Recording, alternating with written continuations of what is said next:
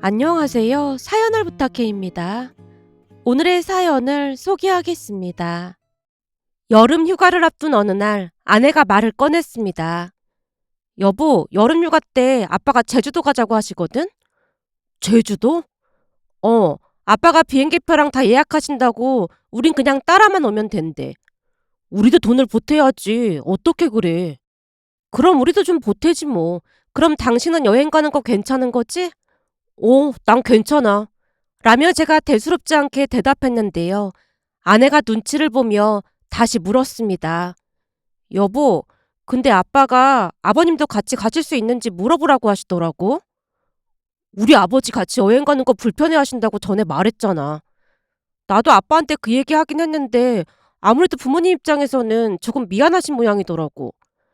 아버지가 싫다고 하시는 걸 미안할 게 뭐가 있어.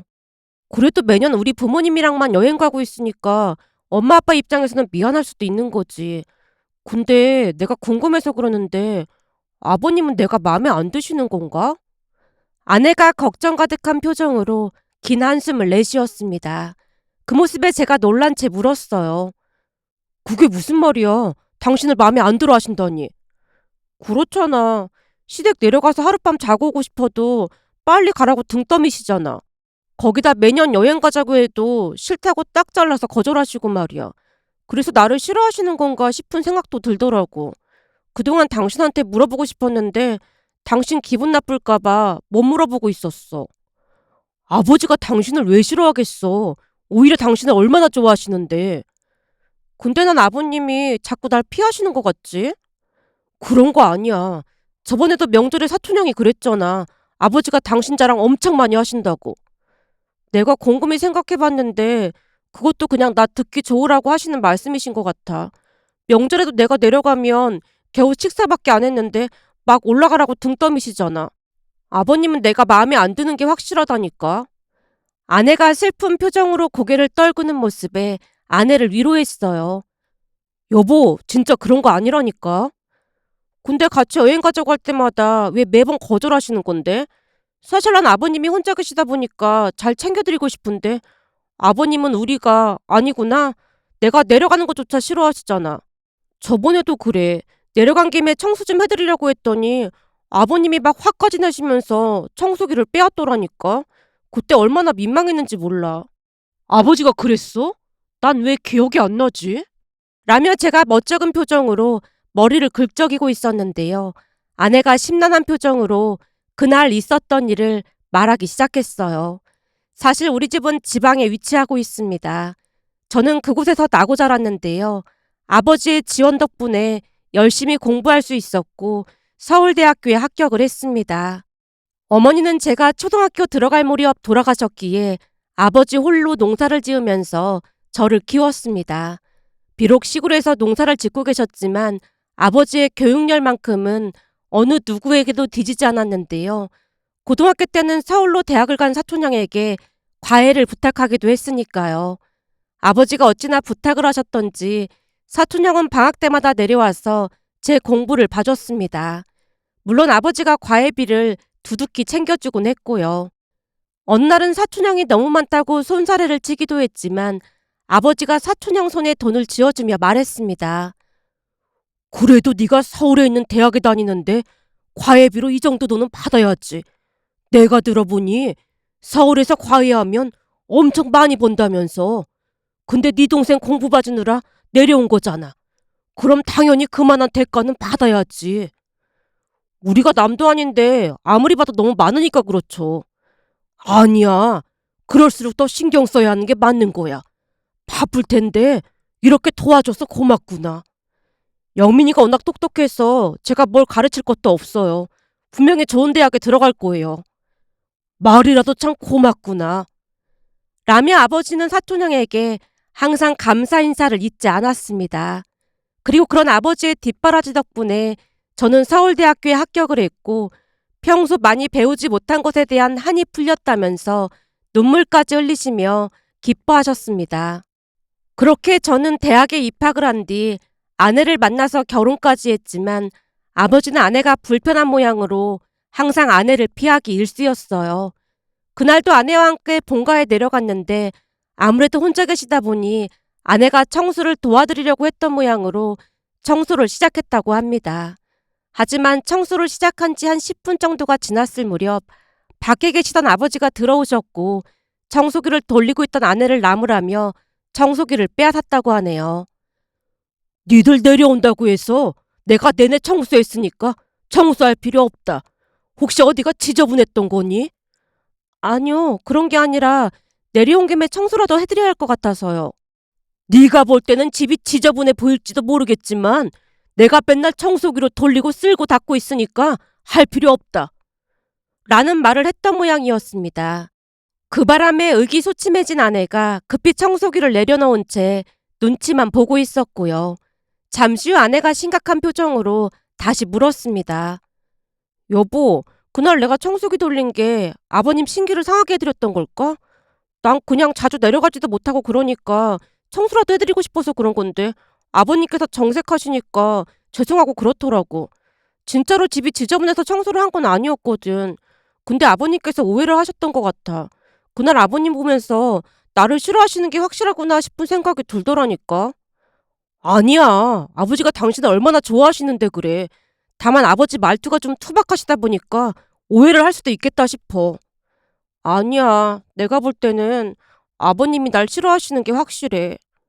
금방이라도 아내 눈에서 눈물이 떨어질 것 같았기에 머뭇거리다 제가 조용히 입을 뗐습니다.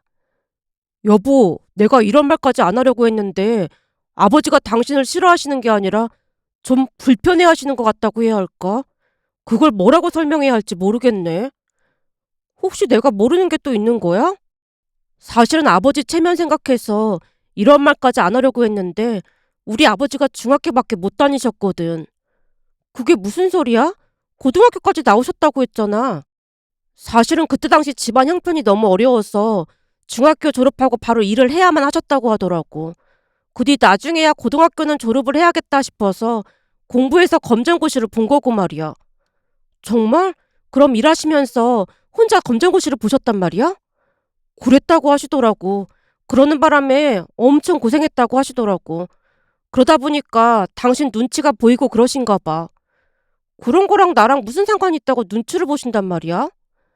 아버지에 비해 장인 장모님은 좋은 대학 나오셔서 직업도 좋은 편이시잖아.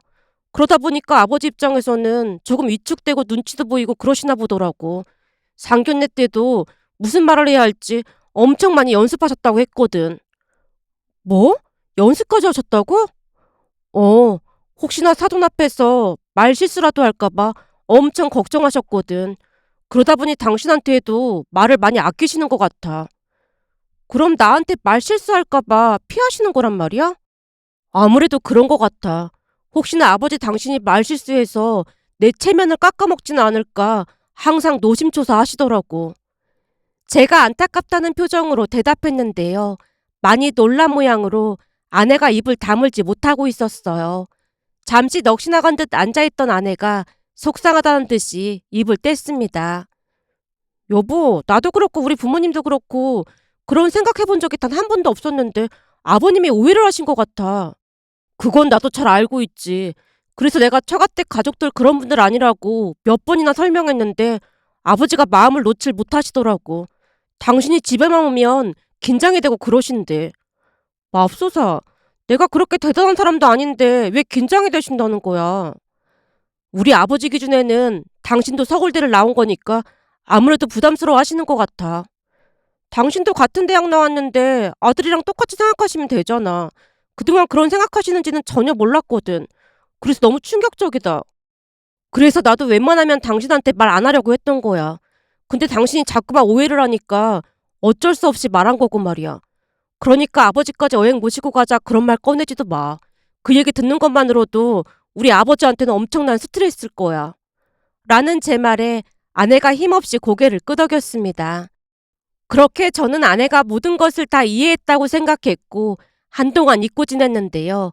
어느 날 밥을 먹던 중 아내가 조용히 물었습니다.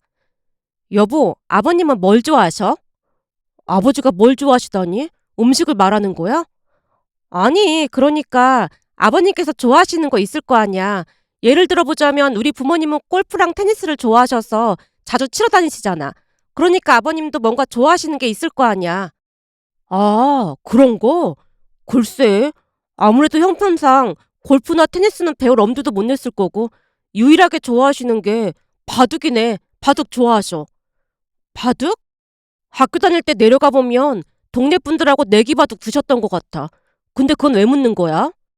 그냥 내가 명색이 며느리인데 그 정도는 알고 있어야 할 것 같아서 그렇지. 그래야 아버님이랑 좀 친해지고 할 거 아니야.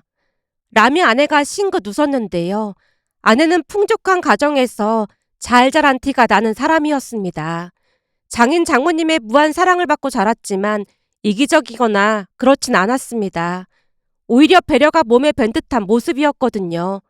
문득 처음 아내를 봤을 때가 떠오릅니다. 아내는 눈이 부시도록 활짝 웃곤 했습니다. 항상 뭔가에 쫓기던 저와는 정반대였다고 해야 할까요? 고등학교를 다니면서 1등을 놓쳐본 적이 없었지만 저는 항상 쫓기는 마음으로 살아야 했습니다. 수능 시험을 앞두고는 만약 시험을 잘못 보면 아버지가 얼마나 상심하실까 싶은 마음에 그렇게나 떨릴 수가 없었으니까요. 그렇게 아버지가 원하던 대학에 들어갔지만 그 뒤에도 저는 항상 쫓기는 마음이었고 친구들보다 잘해야 한다는 생각으로 이를 악물고 공부만 했습니다. 그에 비해 아내는 항상 여유로워 보였습니다. 그래서였는지 누구에게나 인기가 많았고요. 처음에는 철이 없나 싶었지만 그런 와중에도 친구들을 배려하는 모습에 한눈에 반하고 말았습니다. 그러던 중 아내와 과제를 하면서 가까워졌는데요. 그날도 함께 과제를 하고 집으로 돌아가던 중 아내가 말했어요. 너무 배가 고픈데 우리 밥 먹고 갈까? 영민이 너는 뭘 좋아해? 나? 나는 국밥 종류 좋아해. 무슨 국밥 좋아하는데? 순대국밥 좋아하지. 그래? 그럼 순대국밥 먹으러 갈까? 아내의 말에 제가 순대국밥집으로 데리고 가서 밥을 먹었는데요. 밥을 먹던 아내가 배시시 웃으며 말했습니다. 사실은 순대국밥 처음 먹어보는데 생각보다 맛있네. 어? 순대국밥을 처음 먹어봤단 말이야? 우리 부모님은 가끔 드시는 것 같은데 난 국밥 종류는 별로 안 좋아했거든. 근데 오늘 먹어보니까 엄청 맛있는데? 라며 아내가 국밥 한 그릇을 전부 비웠습니다. 그때는 우리가 참 다른 삶을 살았구나라는 생각에 절대 맞지 않을 것이라고 생각했지만 항상 해맑게 웃는 아내가 참 좋기만 했습니다. 그러다 어느새 연인 사이가 됐고 제가 군대에 다녀오는 동안에도 한결같은 모습으로 기다려줬는데요. 우리 나이가 많지도 않은 나이였기에 헤어지게 될 것이라고 확신했지만 아내는 면회도 자주 오면서 끝까지 기다려줬습니다. 그 바람에 군대에서 사람들의 부러움을 사기도 했습니다. 그렇게 취업을 하고 난 뒤 양가에 인사를 드리고 결혼까지 했는데요. 장인 장모님도 좋은 분들로 저를 많이 예뻐해 주셨습니다. 다만 장인 장모님은 학벌도 좋고 직업도 좋은 편이라 그게 오히려 아버지를 불편하게 했던 것 같았습니다. 그날도 아내가 활짝 웃으며 아버지 취미를 물어보는 모습에 참 대단하다는 생각마저 들었는데요. 제가 아버지 이야기를 해준 뒤로는 더욱 아버지를 신경 쓰는 모습이었으니까요. 그 뒤 처가댁에 갔더니 장인어른이 말했습니다. 그때 휴가 가기로 했던 거 말이야. 이번에는 자네 본가 쪽으로 가서 여기저기 구경 좀 하다 오고 싶은데 자네 생각은 어떤가? 네? 저희 본가 근처요? 겸사겸사 사돈 양반도 뵙고 좋잖아. 내가 보니까 그 근처에 괜찮은 펜션이 있다고 하던데 그거 예약해서 푹 쉬다 오자고. 장인어른 말씀에 당황한 채 장모님과 아내를 번갈아 가며 바라봤는데요. 장모님과 아내가 힘차게 고개를 끄덕이고 있었기에 제가 급히 대답했습니다. 저기 제가 볼 때는 그냥 예정대로 제주도로 가시는 게 좋을 것 같습니다. 아시겠지만 아버지가 낯을 좀 많이 가리시는 편이라 불편해하실 것 같아서요. 우리가 남도 아니고 이제 가족인데 아직도 낯을 가리면 쓰겠나? 그냥 겸사겸사 가는 거니까 식사나 한번 하자는 거야. 사돈 양반도 자네 키우느라 고생 많이 하셨는데 매번 우리끼리만 여행 가려고 하니 미안해서 그래. 사돈 양반 불편하지 않게 그냥 식사만 할 생각이니까 그리 전달해 주게나. 자네가 말하기 그러면 내가 전화 한 통 드릴까? 아닙니다. 제가 전화하겠습니다. 장인어른이 좋은 마음으로 챙기려고 하시는 걸 잘 알고 있었기에 저도 더 이상 거절하지 못한 채 대답했고 집에 가자마자 아버지께 전화를 해서 말씀드렸어요. 아버지, 이번 여름 휴가 때 그쪽으로 휴가를 갈 것 같아요. 여기가 휴양지도 아닌데 뭐하러 이쪽으로 휴가를 와? 그냥 바닷가 있는 곳으로 가던지 해. 그게 장인어른이 꼭 그러고 싶다고 하셨어요. 뭐? 그럼 사돈 양반도 같이 오신단 말이야? 네, 매번 장인 장모님이랑만 다니니까 아버지한테 미안하신 모양이더라고요. 난 괜찮으니까 신경 쓰지 마라. 난 오히려 같이 있는 것 자체가 스트레스야. 저도 그렇게 말씀을 드렸죠. 근데 이번에는 꼭 아버지랑 식사도 하고 그러고 싶다고 하셔서 저도 더 이상은 못 말리겠더라고요. 장인 장모님 좋은 분들이니까 크게 걱정하실 필요는 없을 거예요. 난 괜찮다는데 왜 자꾸 사람을 귀찮게 하는지 모르겠다. 아버지가 불만 가득한 목소리로 전화를 끊었습니다. 그 뒤 시간이 지나 휴관날이 돼서 장인 장모님을 모시고 예약한 펜션으로 갔고 잠시 후에는 아버지도 모시고 왔는데요. 펜션으로 가는 내내 아버지 얼굴에 불편한 기색이 역력했습니다. 아버지, 너무 걱정 안 하셔도 돼요. 장인어른도 예전에 엄청 힘들게 사셨다는데 할아버님께서 하시던 일이 갑자기 잘 되시는 바람에 공부를 할 수 있었다고 하시더라고요. 그래서 그런지 장인어른이 제 마음도 잘 알아주시고 그래요. 제가 아버지를 안심시키기 위해 노력했지만 혹시나 실수라도 할까봐 노심초사하는 기색이었습니다. 그렇게 펜션에 도착했는데요. 장인 장모님이 버선발로 달려나와 아버지를 맞이했습니다. 그 모습에 아버지가 어쩔 줄을 몰라 했고요. 사돈, 잘 지내셨죠? 아, 예. 사돈도 잘 지내셨죠? 예, 잘 지냈습니다. 조금 전에 음식을 하다가 제 옷이 이 모양이 됐지 뭡니까? 혹시나 이 근처에 옷을 살 만한 곳이 있을까요? 무슨 생각을 하시는 건지 장인어른이 아버지에게 물었는데요. 장인어른의 질문에 당황한 아버지가 눈치를 보며 입을 뗐습니다. 제 친구가 시내에서 옷가게를 하고 있는데 사돈이 있기에는 좀 그럴 것 같은데요. 하필 아내가 제 옷을 깜빡했지 뭡니까? 그러니 그 옷가게로 안내 좀 부탁드려도 될까요? 그 옷가게로요? 사돈한테 어울리는 옷이 없을 것 같은데요. 아버지가 어리둥절한 표정으로 안절부절 못하고 있는 모습이었기에 저도 장인어른을 거들었습니다. 아버지, 우선 가보시죠. 가보고 마음에 안 들면 나오면 되잖아요. 그럼 그럴까? 아버지가 눈치를 보는 모습에 제가 두 분을 모시고 함께 옷가게로 갔는데요. 옷가게에 가서 옷을 고르던 장인어른이 활짝 웃으며 말했습니다. 사돈, 여기 이 옷 어떤 것 같나요? 아, 예, 괜찮은 것 같습니다. 그렇죠? 그럼 우리 이거 하나씩 사서 같이 입어볼까요? 저도요? 예, 제 친구가 사돈이랑 놀러 가서 똑같이 커플옷을 입고 찍은 사진을 자랑하는데 어찌나 부럽던지 저도 한번 그래보고 싶었거든요. 그러니까 사돈도 이 옷 한번 입어보세요. 라는 장인어른의 말에 아버지도 옷을 입고 나왔는데요. 두 분이 같은 옷을 입고 있는 모습에 웃음이 터져 나왔지만 제가 꾹 참고 말했습니다. 두 분 너무 잘 어울리시는데요? 그래? 잘 어울려? 그럼요. 아주 잘 어울리세요. 거 봐요. 잘 어울린다고 하잖아요. 사장님, 우리 어때 보여요? 잘 어울립니까? 장인어른이 한박 웃음을 지으며 묻자 아버지 친구분인 옷가게 사장님이 크게 고개를 끄덕이며 엄지손가락을 치켜 세웠습니다. 그렇게 아버지와 장인어른은 그 옷뿐만 아니라 옷을 한 벌 더 산 뒤 가게를 나왔는데요. 순간 아버지 얼굴에 긴장이 많이 사라진 듯해 보였습니다. 그렇게 다시 펜션으로 돌아왔고 두 분의 모습을 보던 아내가 펄쩍펄쩍 뛰면서 좋아했어요. 뭐야, 커플로 맞추신 거예요? 나도 이거 한번 꼭 해보고 싶었거든. 어때? 괜찮아 보여? 네, 아주 잘 어울리세요. 두 분이 형제라고 해도 믿겠는걸요? 사돈이랑 나랑 차용도 비슷해서 더 그래 보이더라고. 라며 장인어른이 어느새 아버지 손을 잡고는 아내에게 말했습니다. 나도 친구들한테 자랑해야 하니까 그렇게 쳐다만 보고 있지 말고 사진 좀 찍어줘봐. 사돈, 이렇게 손가락으로 하트를 만들어 보세요. 라는 장인어른의 말에 아버지가 하트를 만들었고 처음으로 활짝 웃고 있었습니다. 그 순간 저도 모르게 눈시울이 붉어지고 말았는데요. 그냥 딱 봐도 장인어른이 아버지를 배려했다는 것을 알 수가 있었으니까요.